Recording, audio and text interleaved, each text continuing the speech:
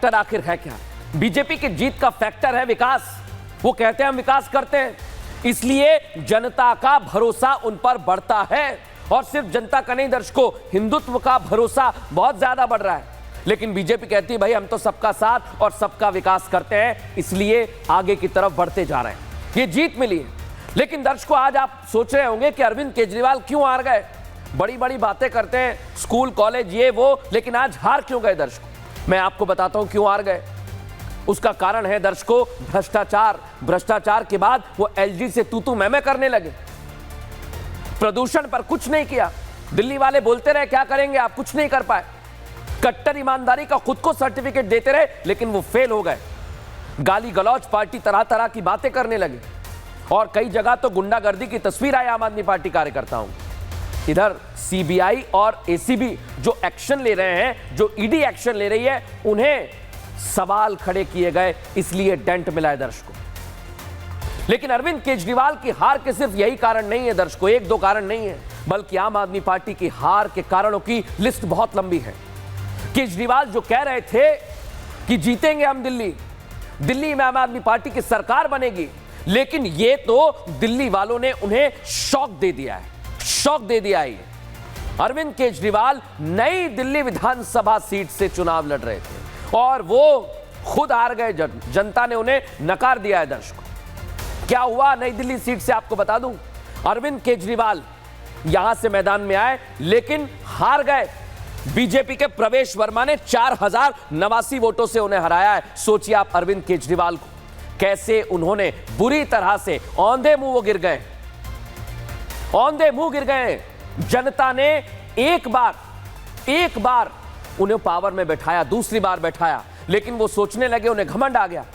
लेकिन जनता ये क्या किया है देख रहे हैं ना आप अरविंद केजरीवाल जी। अरविंद केजरीवाल कहते थे कि राजनीति नहीं करेंगे। झूठ की सारी पराकाष्ठाओं को उन्होंने पार कर दिया। एक समय उन्हें जनता ने अपनी ताकत का एहसास दिलाया है, आपको दिलाया केजरीवाल जी। यह साबित करता है कि अरविंद केजरीवाल को उन्हीं का अहंकार ले डूबा है और कोई नहीं, सिर्फ अहंकार, भस्मासुर टाइप का। अरविंद केजरीवाल पीएम मोदी को चैलेंज कर रहे थे, बीजेपी को चैलेंज कर रहे थे, लेकिन दिल्ली वालों ने बता दिया कि उनके दिल में कौन है। सुनिए जरा। महोदय, उसके बाद की जो घटनाक्रम, जन्म में तो आप हमको नहीं हरा सकते दिल्ली के अंदर आम आदमी पार्टी को। आपको दूसरा जन्म लेना पड़ेगा, इस जन्म में तो नहीं हरा सकते आप आम आदमी पार्टी को दिल्ली में। अगर आप रोकने की कोशिश करोगे और फिर सोचोगे मैं दिल्ली जीत लूं, इस जन्म में तो नहीं जीत पाओगे मोदी जी। 2025 तो छोड़ो, 2050 का चुनाव भी दिल्ली में नहीं जीत पाओगे, यही आगाज। देखा दर्शकों आपने, अरविंद केजरीवाल चैलेंज कर रहे थे कि बीजेपी इस जन्म में दिल्ली नहीं जीत सकती है, नहीं हरा सकती है, लेकिन पीएम मोदी और बीजेपी के नेता कार्यकर्ताओं की मेहनत रंग लेकर आ गई। दिल्ली की जनता ने सच और झूठ के अंतर को समझा और फिर आम आदमी पार्टी को सिरे से नकार दिया। अरविंद केजरीवाल जी, इस जन्म तो छोड़िए, पीएम मोदी और बीजेपी ने इसी साल आपको हरा दिया, इसी चुनाव में हरा दिया। इसलिए कहते हैं कि जनता के सामने घमंड नहीं करना चाहिए। और ये किसकी हार है दर्शकों? ये तो उन आप वालों की हार है जो 2.5 लाख की वैगनार में घूमते थे, लेकिन कुर्सी मिलते ही 2.5 करोड़ की कार में घूमने लगे। ये मैं नहीं, जनता कहती है दर्शकों। और आप देख रहे हैं ना आसपास, कभी कार की बात करते हैं, कभी वो कहते हैं हम तो छोटा सा पेन लेते हैं, कभी कहते हैं हम तो चप्पल में चलते हैं, कभी ढीली शर्ट पहनकर आ जाते हैं, लेकिन मकान शीश महल बना लिया। और इसे लेकर जनता सब कुछ जानती है, समझती है, इसे वोट दिया है दर्शकों, इसलिए वोट दिया है। अब आम आदमी पार्टी के अरविंद केजरीवाल का एक और चेहरा सामने आ गया। ये आप देखिए, यहां आप तस्वीर देखेंगे और कहेंगे कि भाई इसमें क्या है, आप क्या दिखाना चाह रहे हैं, तो दिखाता हूं मैं आपको। एक तरफ बाबा साहेब भीमराव अंबेडकर, दूसरी तरफ भगत सिंह आपको नजर आ रहे हैं। लेकिन आज दर्शकों, आज जब अरविंद केजरीवाल सामने आए ना नतीजों के बाद, तो देखिए कैसे सेट नहीं लगा हुआ है। पहले पास में झंडा, उधर बाबा साहेब भीमराव अंबेडकर की तस्वीर, भगत सिंह की तस्वीर, लेकिन आज ऐसे ही आ गए। यही बताता है, यही बदलाव बताता है दर्शकों। जो जेल गए थे उसके बाद आपको पता है ना, अरविंद केजरीवाल की पत्नी ने भी प्रेस कॉन्फ्रेंस की थी उसके पीछे भगत सिंह और बाबा साहब की तस्वीर थी। लेकिन आज नतीजों के बाद यह तस्वीर पूरी तरह बदल गई है। यही सच्चाई है दर्शकों। क्या यह सिर्फ और सिर्फ दिखावा था अरविंद केजरीवाल जी? आप सोचिए जरा, आप क्यों प्रेस कॉन्फ्रेंस नहीं करते वैसी ही तस्वीरें लगाकर? क्या आपने इसलिए बदल दी क्योंकि आप तो राजनीति बदलने आए थे और सिर्फ राजनीति के लिए तस्वीर लगाते थे? आपने यह नहीं सोचा कि जनता क्या सोचेगी। जनता ने इस दिखावे को आपको समझा और नकार दिया है।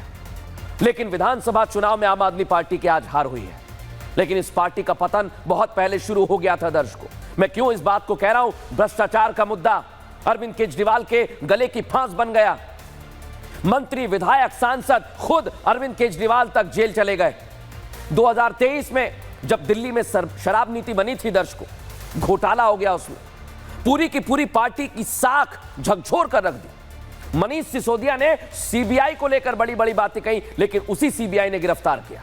सत्येंद्र जैन को गिरफ्तार किया, मनी लॉन्ड्रिंग के आरोप में जेल में थे वो।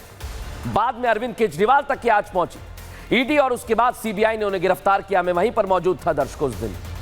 पार्टी के अंदर टूट को दिखाती है ये तस्वीर। देखिए जरा, इसे लेकर बीजेपी क्या कह रही है।